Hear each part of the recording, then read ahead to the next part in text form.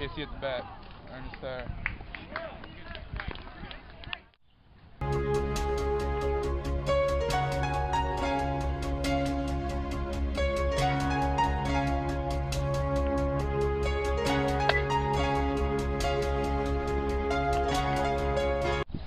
Baseball. I call it America's pastime, and I like to think of it as my pastime too. You know, I come out here every Sunday because it reminds me of a simpler time when I used to play Little League, and my dad would coach me, and he would always teach me to, you know, full of myself when I'm out at bat. I always gotta just keep my eye on the pitch, and I just gotta, you know, try to hit it.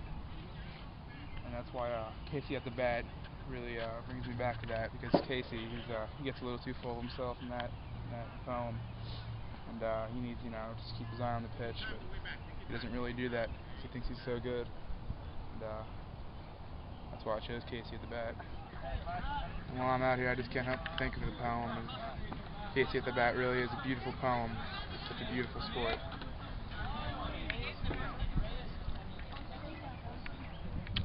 You know, another big theme of Casey at the bat is failure.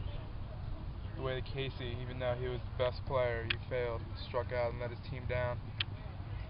It really takes me back to my days in Little League coach pitch, when my team came up short twice in the championship game, and I just remember how devastated I was, and I thought that we were about to build a dynasty, but it just wasn't meant to be. And it just shows you that even the best can fall sometimes.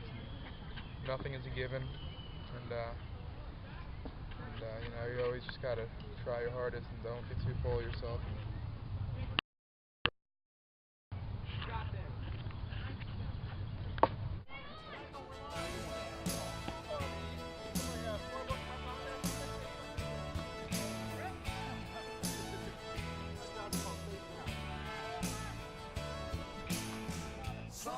The outlook wasn't brilliant for the Mudville 9 that day. The score stood 4-2 with but one inning to play. And then when Cooney died at first and Barrows did the same, a sickly silence fell upon the patrons of the game.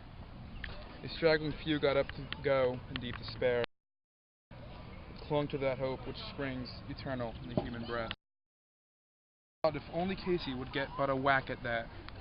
We put up even money now with Casey at the bat.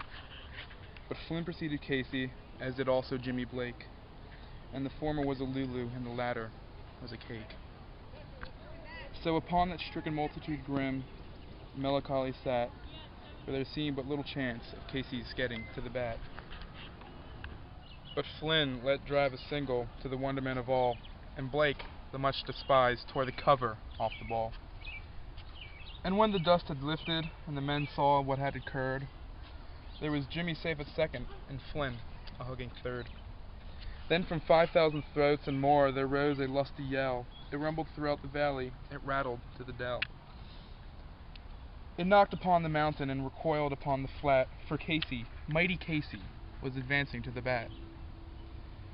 There was ease in Casey's manner as he stepped into his place. There was pride in Casey's bearing and a strike in Casey's face. Smile. And when, responding to the cheers, he lightly doffed his hat, no stranger in the crowd could doubt 'twas Casey at the bat. 10,000 eyes were on him as he rubbed his hands with dirt.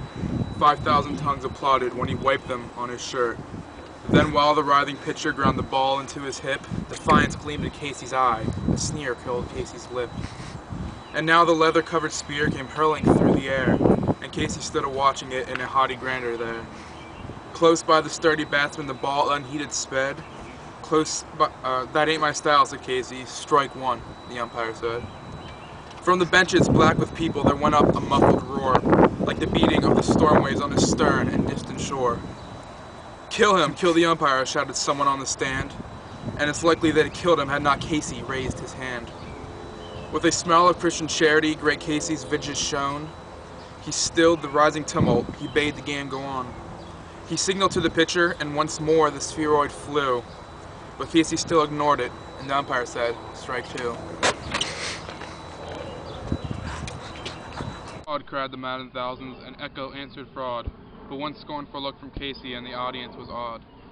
They saw his face grow stern and cold, they saw his muscles strain, and they knew that Casey wouldn't let the ball go by again. The sneer is gone from Casey's lip, his teeth are clenched in hate. He pounds with cruel violence his bat upon the plate, and now the pitcher holds the ball, and now he lets it go, and now the air is shattered by the force of Casey's blow. Oh, somewhere in this favored land the sun is shining bright, the band is playing somewhere, and somewhere hearts are light, and somewhere men are laughing, and somewhere children shout, but there is no joy in Mudville. Mighty Casey has struck out.